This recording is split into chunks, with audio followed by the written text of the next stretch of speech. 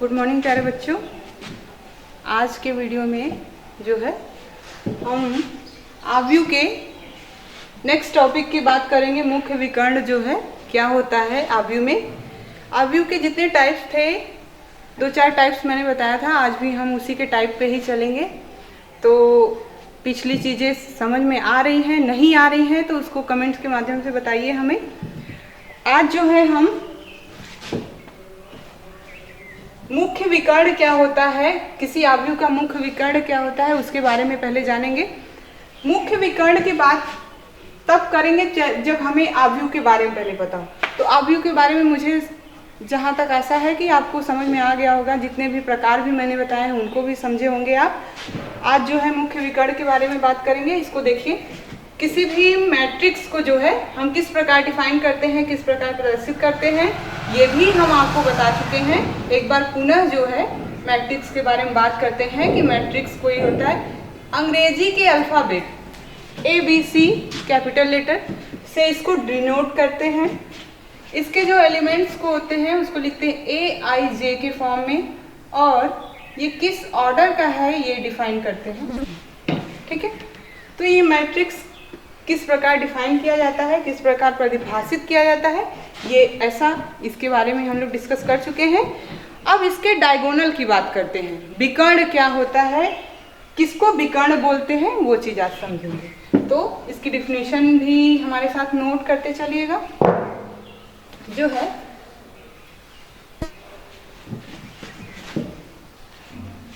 चलिए लिखिए, वह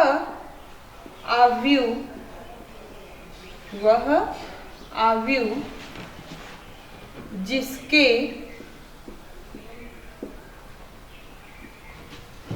अवयव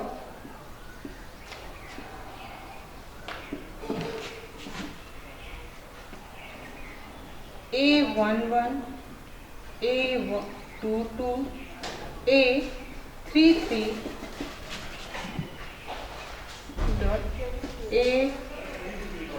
ANN। सबसे पहली बात, ये ऐसा आव्यूह होगा जो एक वर्ग आव्यूह होगा। वर्ग आव्यूह के बारे में बताया जिसमें पंक्तियों और स्तंभों की संख्या यानी रो और कॉलम की संख्या अगर समान होती है तो इस प्रकार के आव्यूह को हम क्या बोलते हैं, वर्ग आव्यूह, स्क्वायर मैट्रिक्स। ठीक है, तो अब यहाँ हमको, चूंकि ये एक वर्ग आव्यूह है जिसके जो अवयव हैं, इन अवयवों को क्या कहेंगे, जहाँ I = J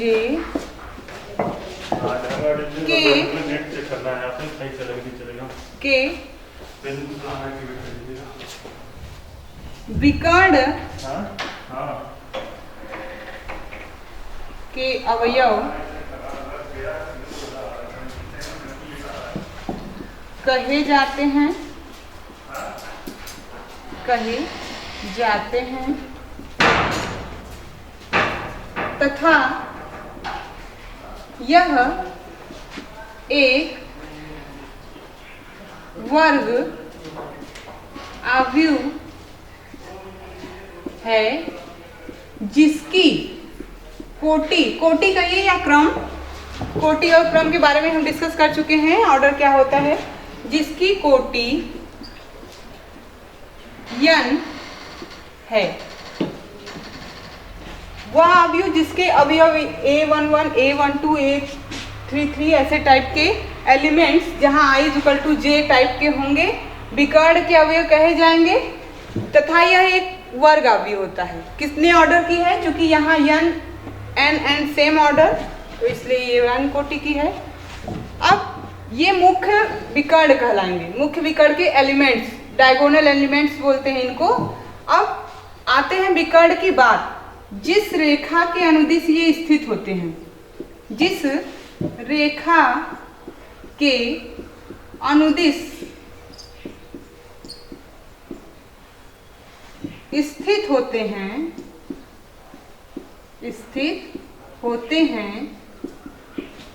उसे मुख्य विकर्ण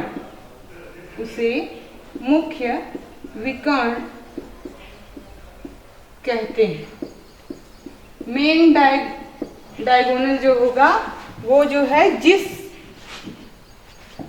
जिसके एलिमेंट इस टाइप के होंगे, आई और जे दोनों सेम, ए आई जे लिखते हैं, जहां ये पहला रो और दूसरा कॉलम को रिप्रेजेंट करता है। जब आई और जे की वैल्यू सेम हो जाए, आई क्या हो जाए, जे, तो जो इस टाइप के एलिमेंट होंगे उनको हम लोग विकर्ण के एलिमेंट बोलते हैं।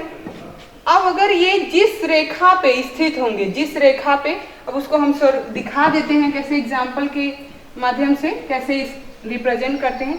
अगर आपने कोई मैट्रिक्स लिया A 2 0 -3 5 1 7 3 1 5, ये कोई 3 क्रॉस 3 की मैट्रिक्स है।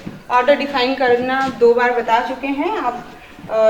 ये रो को काउंट, सबसे पहले रो रिप्रेजेंट होता है, इसके बाद कॉलम, तो आप इसको अच्छे से जान गए होंगे। आते हैं इसके हम डायगोनल एलिमेंट्स की बात करेंगे। विकर्ण के कौन कौन से अवयव हैं उनको पहचानेंगे, और विकर्ण कहलाता क्या है, कौन सा इसमें विकर्ण है ये जानेंगे। तो विकर्ण के अवयव जो हमने कहा, ये जो है A1 1 होता है, A1 2, A1 3, इस प्रकार रिप्रेजेंट करना भी बताए हैं आपको, तो एक बार फिर से देख लीजिए। A21 A22 A23, लास्ट वाला A31 A32 A33। आप देख रहे हैं जितने भी एलिमेंट्स हैं उनको हम जो है इनके पदों में व्यक्त कर चुके हैं, ठीक है।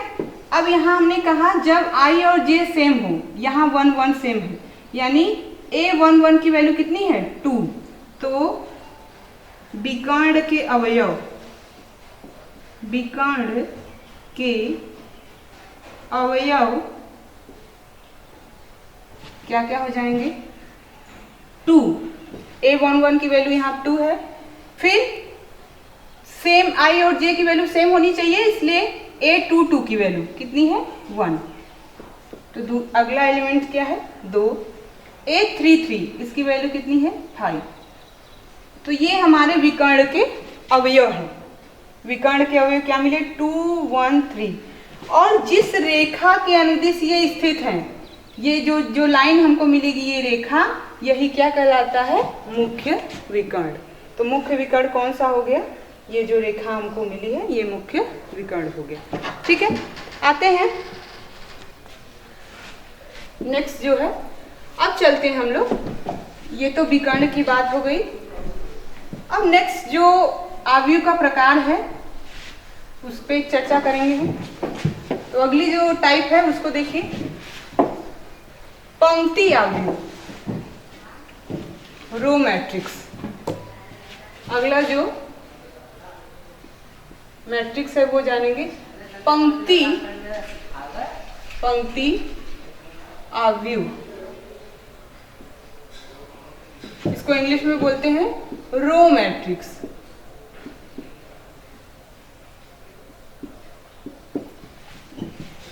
नाम से ही क्लियर है कि पंक्ति बोल दिया, इसका मतलब कि उसमें जो है पंक्ति की संख्या अगर 1 हो जाए, कोई ऐसा मैट्रिक्स है जिसमें पंक्ति की संख्या कितनी हो 1, तो इस प्रकार से जो मैट्रिक्स बनेगा वो क्या होगा पंक्ति आव्यूह। तो डिफिनेशन लिख लीजिए, ऐसा आव्यूह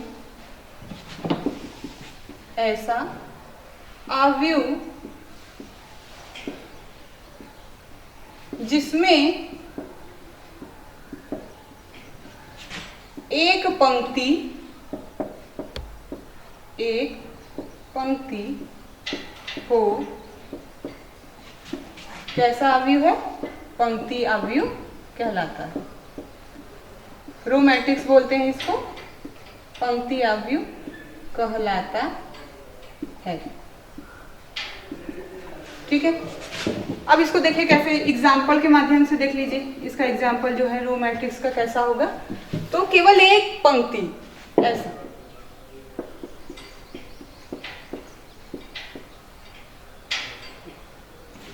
ये एक मैट्रिक्स है जिसमें पंक्ति की संख्या तो 1 है, देख रहे होंगे आप, ये पहली पंक्ति है, दूसरी पंक्ति की बात ही नहीं आई, एक ही पंक्ति है, यानी इसका जो ऑर्डर होगा 1 और कॉलम की बात करें तो कॉलम इसमें है 4। देखिए पहला, ये पहला कॉलम होता है जिसमें ये 1 स्थिर है, फिर दूसरा ये 3, तीसरा, चौथा। कितने हो गए? 4 कॉलम है, यानी स्तंभों की संख्या कितनी? 4। तो ये पंक्ति मैट्रिक्स होता है। इसको जो है नोटेशन के तौर पे कैसे रिप्रेजेंट करते हैं? ए इज इक्वल टू कोई मैट्रिक्स है Bij 1 क्रॉस n की मैट्रिक्स है, जहां I is equal to 1 and j is equal to 1 2 3 4। ठीक है। नेक्स्ट जो है दूसरे अगला टाइप है पंक्ति के बाद स्तंभ आव्यूह।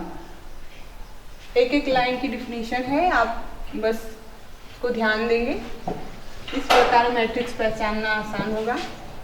स्तंभ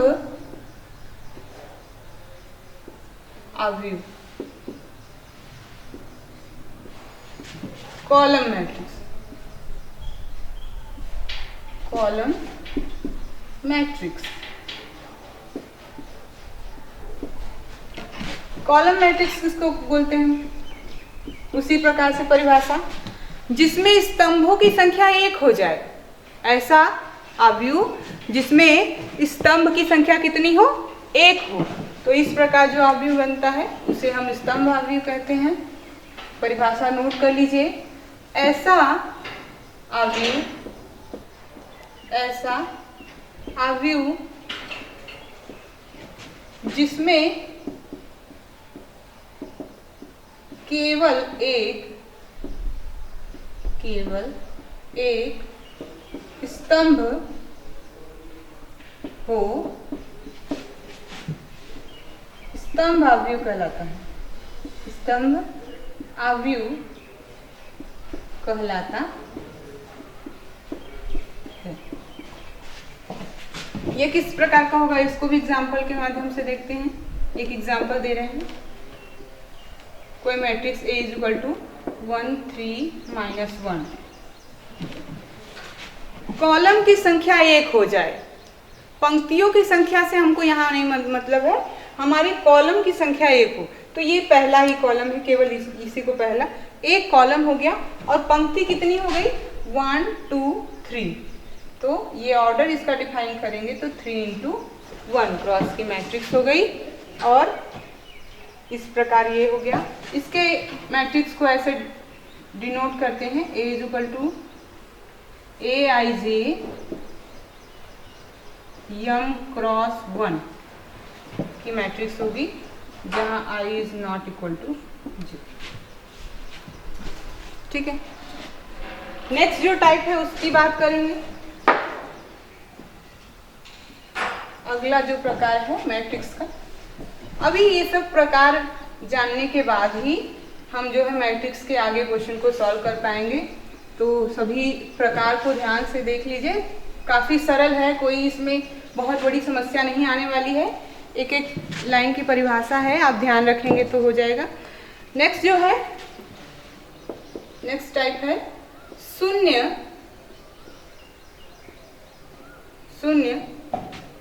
आव्यूह, या इसी को बोलते हैं रिक्त आव्यूह। रिक्त आव्यूह, इसके दो नाम हैं, शून्य आव्यूह या रिक्त आव्यूह। इसको इंग्लिश में बोलते हैं जीरो मैट्रिक्स, जीरो और नल। नल मतलब होता है खाली, बिल्कुल नल मैट्रिक्स। ठीक है। अब शून्य आव्यूह का क्या मतलब है, ध्यान से सुनिए।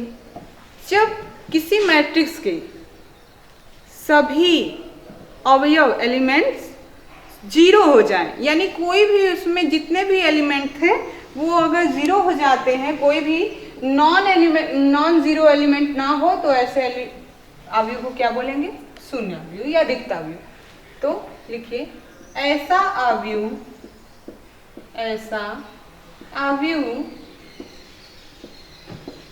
जिसका प्रत्येक अवयव प्रत्येक अवयव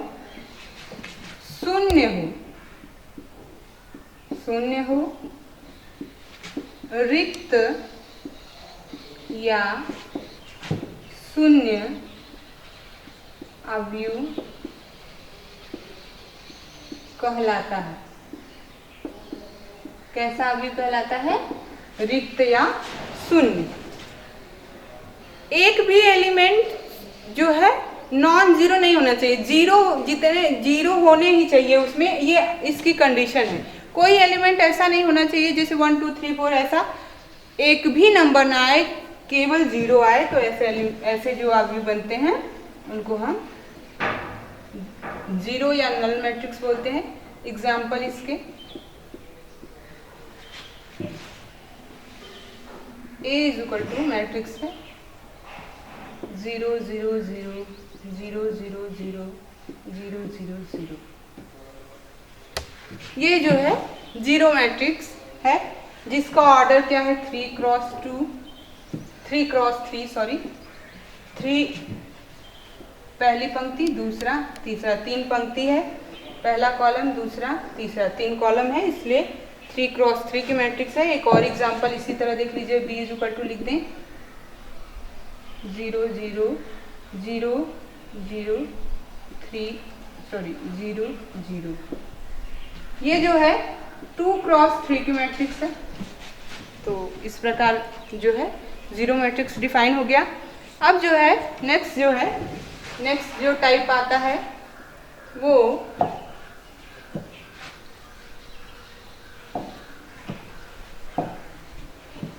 इकाई या तत्समक अवयव। इकाई का मतलब होता है यूनिट एलिमेंट, और इकाई में एक भी आप बोलते हैं इकाई का स्थान जो होता है पहले स्थान को। तो नेक्स्ट जो टाइप है इकाई या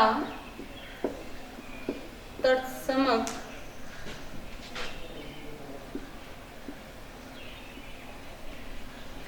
इकाई या तत्समक अवयव।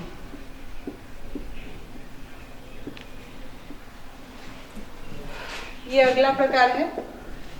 ये जो है इसको इंग्लिश में बोलते हैं यूनिट,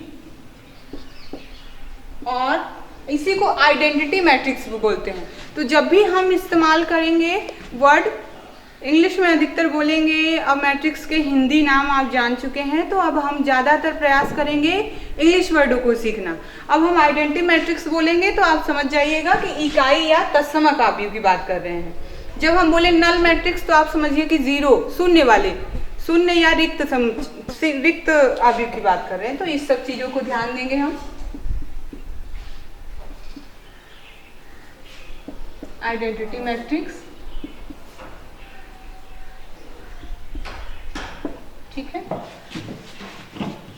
अब यहाँ पे देखिए, ये एक वर्ग अवयव होगा। इसकी सबसे बड़ी खासियत है कि जब भी हम आइडेंटिटी मैट्रिक्स, कोई भी आइडेंटिटी मैट्रिक्स बनाएंगे तो उसमें जो है वो वर्ग अवयव होना चाहिए। उसका ऑर्डर जो है वो 1, अगर 2 क्रॉस 2 ऑर्डर, 3 क्रॉस 3 ऑर्डर, यानी उसकी जो सबसे बड़ी विशेषता है वो वर्ग होना आवश्यक है।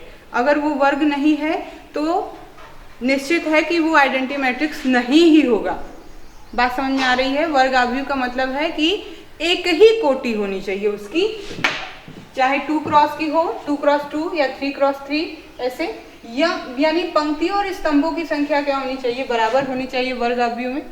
तो आ जाइए, ऐसा अवयव, वर्ग अवयव, ऐसा वर्ग अवयव जिसके विकर्ण के अवयव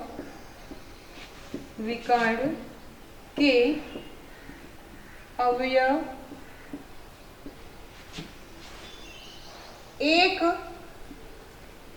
हो, विकर्ण के सभी अवयव करिए, विकर्ण के सभी अवयव विकर्ण के सभी अवयव एक हो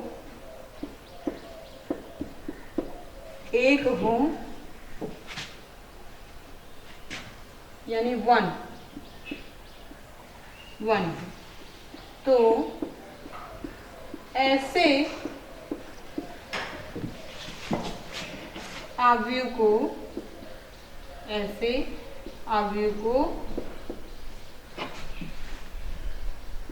तत्समक अवयव कहते हैं। बात समझिए, यहाँ पे जो डायगोनल एलिमेंट्स हैं वो क्या होने चाहिए, 1 होने चाहिए। और एक और विशेषता है, इसमें 2 बातें लिख दे रहे हैं। विकर्ण के अवयव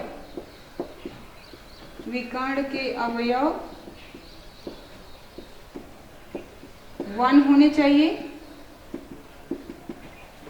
और दूसरा जो है जितना उस विकर्ण के एलिमेंट को छोड़ के बाकी जितने भी इसमें एलिमेंट हैं, अवयव हैं, वो सभी शून्य होने चाहिए। शेष अवयव शून्य होने चाहिए,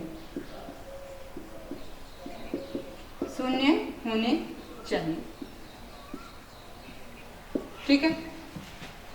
एक हो तथा, यहीं पे तथा करके इसको भी थोड़ा वो कर लीजिए, तथा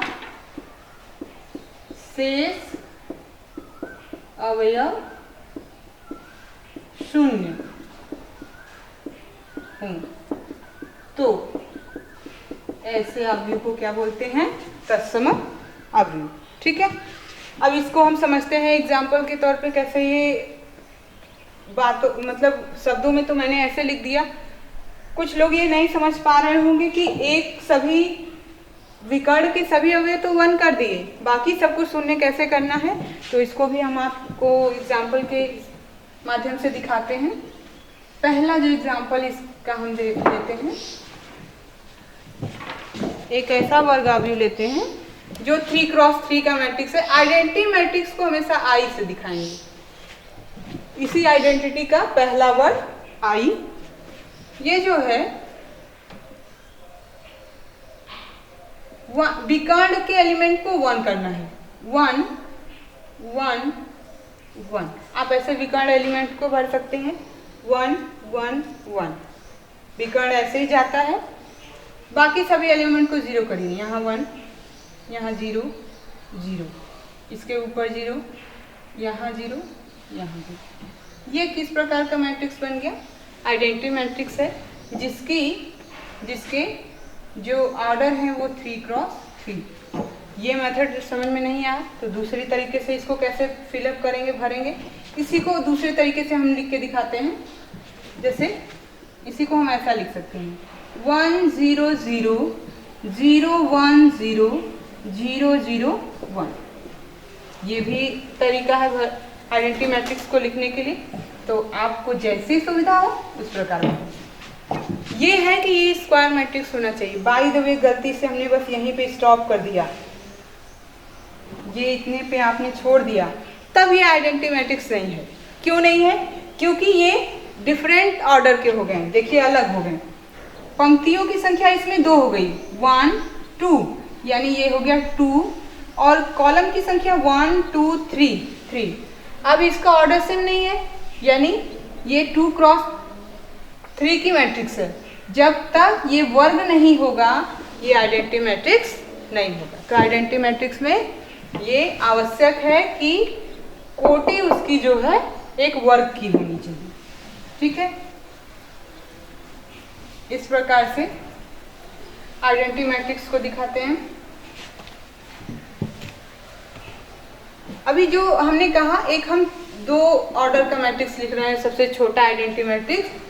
हमने कहा कि डायगोनल एलिमेंट्स जो होंगे, यानी विकर्ण के अवयव क्या होंगे, 1 होंगे, बाकी सब शून्य। इसको हमने दिखा भी दिया, बट आपको फिर से रिमाइंडर करा रहे हैं। 1 लिखा, फिर इसके बाद जो अगला एलिमेंट लिखना है हमको वो शून्य लिखा, दूसरा जो है शून्य लिखा 1। ये डायगोनल एलिमेंट्स हैं जो 1 1 में भरे गए हैं। बाकी जितने भी एलिमेंट्स होंगे उनको हम क्या करेंगे, शून्य करेंगे। तो ये जो मैट्रिक्स है ये 2 क्रॉस 2 की आइडेंटिटी मैट्रिक्स है। इस तरीके से जितने भी ऑर्डर की हमको आइडेंटिटी मैट्रिक्स लिखना होगा हम आसानी से लिख सकते हैं। डायगोनल एलिमेंट्स को 1 करेंगे, ठीक है।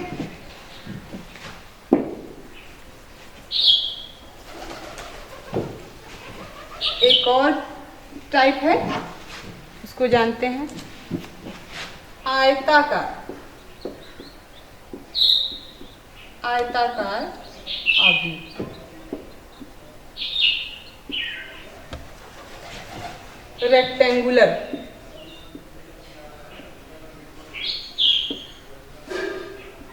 रेक्टेंगुलर मैट्रिक्स, ठीक है। रेक्टेंगुलर मैट्रिक्स क्या है, सीधी सी डिफिनीशन है। जब हमने आव्यूह के प्रकारों में ऊर्ध्वाधर और ये सब बताया था तो वो एक जो है रेक्टेंगुलर ही थे आव्यूह। तो यहाँ पे हम उसकी अच्छे से डिफिनीशन दे देते हैं। ऐसा आव्यूह जिसके पंक्तियों और स्तंभों की संख्या बराबर न हो, इस प्रकार बने आव्यूह को क्या कहेंगे, आयताकार। यहाँ पंक्ति और स्तंभ बराबर नहीं होगा तो रेक्टेंगुलर के फॉर्म में होगा। रेक्टेंगल मतलब लेंथ और ब्रेड्थ दोनों अलग अलग प्रकार के, बात समझ रहे। आयताकार उसी को ना बोलते हैं जिसमें लंबाई और चौड़ाई बराबर ना हो। तो जब पंक्ति और स्तंभों की संख्या बराबर नहीं होगी तो वो एक आयत ही फॉर्म करेगा। और वो किस प्रकार का है तो पहले इसकी परिभाषा लिख लीजिए। ऐसा आव्यूह, ऐसा आव्यूह जिसमें पंक्तियों, देखिए पंक्तियों पंक्तियों बोल रहे हैं, आप कोशिश करिए कि इंग्लिश में बोलिए रो, ठीक है। रोज तथा कॉलम, स्तंभों की संख्या समान न हो। स्तंभों की संख्या क्या हो, समान न हो। ये दोनों जब अलग अलग होंगे, रोज और कॉलम दोनों डिफरेंट होंगे, अलग अलग होंगे, तो ये जो आव्यूह बनेगा इस प्रकार का, उसे हम क्या कहेंगे, आयताकार आव्यूह। इस प्रकार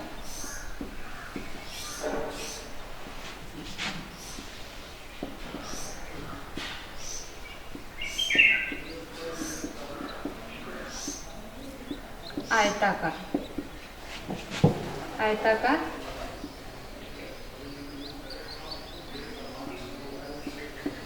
आयताकार आव्यूह कहते हैं, ठीक है। यानी अब जो हमारे रो कॉलम है वो अलग अलग होंगे। एक एग्जांपल देख लीजिए, कोई एक एग्जांपल ले लेते हैं। मैट्रिक्स ABC कुछ भी आप ले सकते हैं। तो C = मैट्रिक्स में हमने लिया 1 3 -1 0 1 5, ठीक है। यहाँ पे जो है एक और थोड़ा सा बड़ा लेते हैं, इसको और थोड़ा बड़ा कर दे, 3 2 4 5 6 1। ये जो है एक आयताकार आव्यूह है जिसकी ऑर्डर क्या होगी, 1 2 3 3 क्रॉस 4 का ये आव्यूह है, ठीक है। तो